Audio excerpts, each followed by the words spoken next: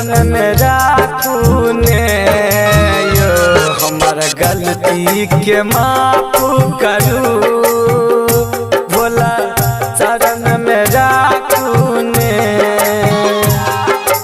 शरण में राखू ने यो शरण में राखू ने ये पापी अधर्मी हम धर्मक बाट देखाऊ ने हमर गलती के माफ करू भोला शरण में राखू ने। अखन अपने सब सुन रहल छी माँ कमला म्यूजिक के शानदार प्रस्तुति। जय हो कमला।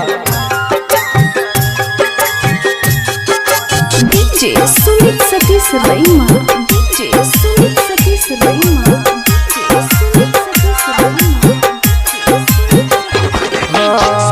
जिंदगी में पापू के बरिया पापी हम अधर्मी छी जे कुछ गलती भेल हमारा से क्षमा यहाँ से मांगे छी।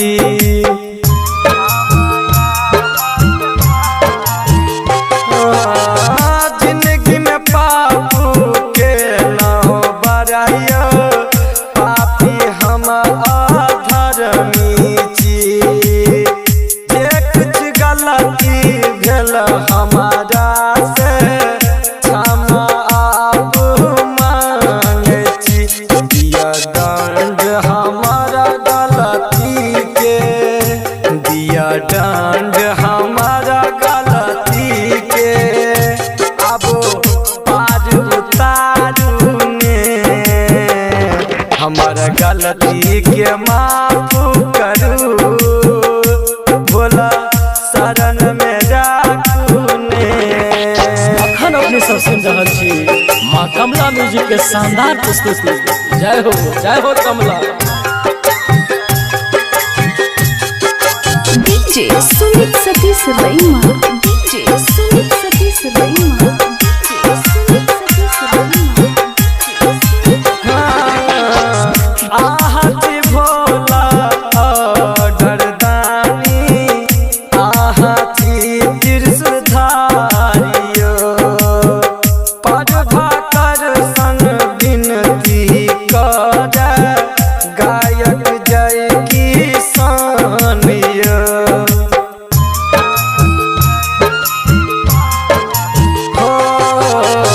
आहति भोला डरदानी आहति त्रिशूलधारियो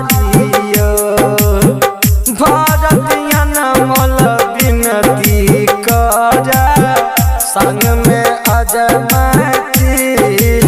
सुतल नसीब हमर अछि भोला, सुतल नसीब अछि हमर भोला आबो त जगाबू ने हमर गलती